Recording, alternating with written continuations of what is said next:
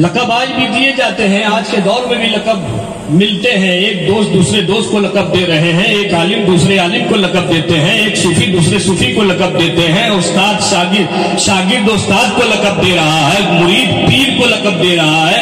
अगर बड़ी अच्छी किस्मत है तो पीर मुरीद को लकब दे रहे हैं, उस्ताद शागिर्द को लकब दे रहे हैं। लेकिन सरकार गरीब नवाज की बारगाह में जब हम हाजिरी देते हैं, सरकार गरीब नवाज को जो अल्काब मिले हैं, उनको जो लकब दिए गए हैं, उनके शागिर्दों ने नहीं दिया है, उनके मुरीदों ने नहीं दिया है, पीर भाइयों ने नहीं दिया है, उनके हमनसरों ने नहीं दिया है, उनके मशाइख ने नहीं दिया है, बल्कि गरीब नवाज को जो भी लकब मिले हैं या तो अल्लाह ने दिया है या रसूलुल्लाह ने दिया है, या तो खुदा ने दिया है या फिर मुस्तफा ने दिया है। हमारे और आपका दिया हुआ लकब नहीं है। पहली लकब की ओर बढ़ते हैं बड़ी तेजी के साथ, क्योंकि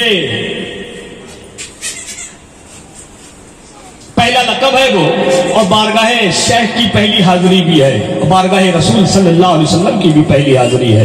पहला लकब उनको रसूल पाक सल्लल्लाहु अलैहि वसल्लम की बारगाह से मिला, कुतुबुल मशाइख लिल बर्र वल बहर, जमीन के और पानी के सारे वलियों के सरदार। कब? जब वो नौजवानी के आलम में है, जवानी के हुदूद में उन्होंने कदम रखा है, तब उनको तमाम वलियों का सरदार बना दिया गया था। कुतुबुल मशाइख लिल बर्र वल बहर। सरकार गरीब नवाज खुद अपनी किताब में खुद लिखते हैं, अनीसुल अरवाह में, और दूसरी मोतबर किताबों में भी है, मिरातुल असरार शरीफ में है, मोइनुल अरवाह शरीफ में है।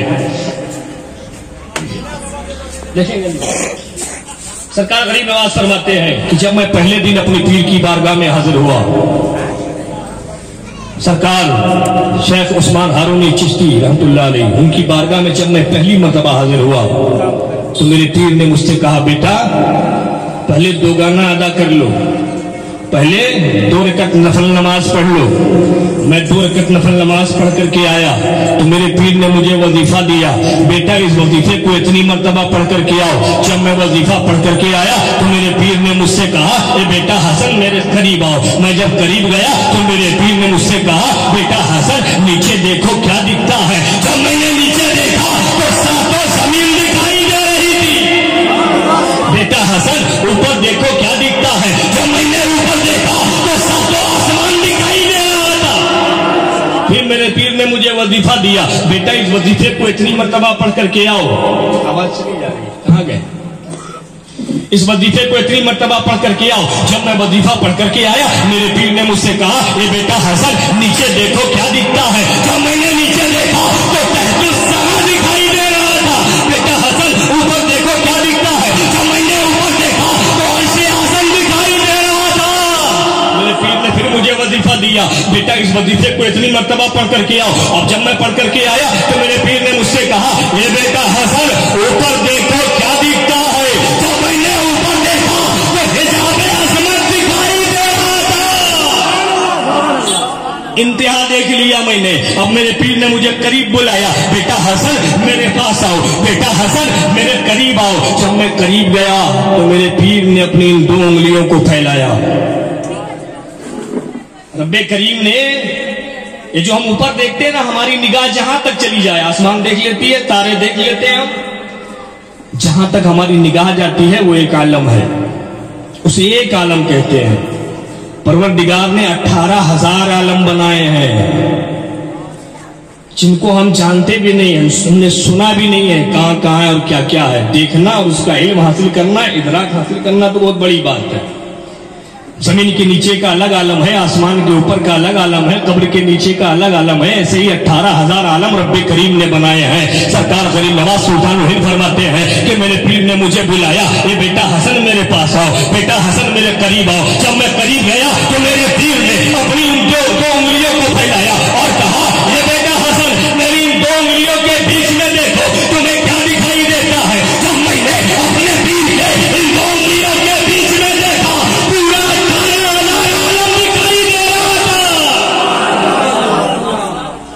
जो मोइनुद्दीन नौजवानी के आलम में, अभी जवानी के हुदूद में उन्होंने कदम रखा है।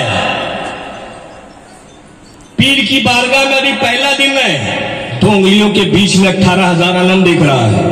वो मोइनुद्दीन जब नाना की बारगाह से मोइनुद्दीन लकब पाया होगा, सुल्तानुल हिंद लकब पाया होगा, पीर की बारगाह में 20 साल खिदमत में रहे होंगे, हिंदुस्तान आए होंगे, वाली हिंद बन करके आए होंगे, उस वक्त उनके देखने का आलम क्या होगा। जो मोइनुद्दीन अपने पीर की 2 उंगलियों के बीच में 18,000 आलम देख सकता है, वही मोइनुद्दीन अगर अजमेर की धरती से कलकत्ता देख ले, पता नहीं कितने के पेट में दर्द शुरू हो जाता है। कैसे हो सकता है ये, उनको समझ ही में नहीं आती बात। खैर से आगे बढ़ते हैं बड़ी तेजी से। आगे सरकार खड़ी नमाज फरमाते, फिर मेरे पीर ने मुझसे कहा, बेटा हसन चलो अब बैतुल्लाह शरीफ चलते हैं, काबा शरीफ चलते हैं। हम काबा पहुंचे, काबा का तवाफ कर लेने के बाद मेरे पीर ने ऐन खाने काबा के सामने मेरा हाथ अपने हाथ में लिया और फिजा में बुलंद किया और उनकी बारगाह में अरीजा पेश किया, ये परवरदिगार, ये पालनहार, मैंने हसन को तेरे हवाले कर दिया है, वो गैर से आवाज नहीं है, मैंने हसन को कबूल कर लिया है, मैंने मोइनुद्दीन को कबूल कर लिया है। मेरे पीर ने मुझसे कहा, बेटा तू बड़ा खुशकिस्मत है, बड़ा मुकद्दर वाला है, तू बारगाह इलाही में मकबूल हो गया है, रब की बारगाह में तू मकबूल हो गया है। अब चल अपने नाना की बारगाह में चल, अपने नाना की बारगाह में चल, वहां सलामी पेश कर दे। सरकार सुल्तानुल हिंद फरमाते हैं, मेरे पीर मुझे लेकर के मेरे नाना सैयदुल अंबिया तमाम रसूलों के सरदार की बारगाह में आए, रोज़े शरीफ के सामने मुझे खड़ा किया और मेरे पीर ने मुझसे कहा, ये मोइनुद्दीन, ये हसन, ये तेरे नाना का रोजा है, सैयदुल अंबिया का रोजा है, इमामुल अंबिया का रोजा है, बड़े अदब के साथ अपने नाना को सलाम पेश कर ले। मैंने अदब और एहतराम से नाना को सलाम किया है, अस्सलामु अलैका या सैयदुल मुरसलीन, जो खबरे अनवर से जवाब आया है, वालेकुम अस्सलाम या कुतुबुल मशाइख लिल बर्र वल बहर।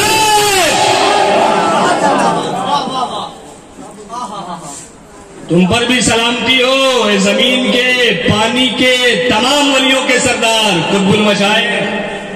ये पहला लक़ब था जो बारगाह रसूल सल्लल्लाहु अलैहि वसल्लम से गरीब नवाज को मिला।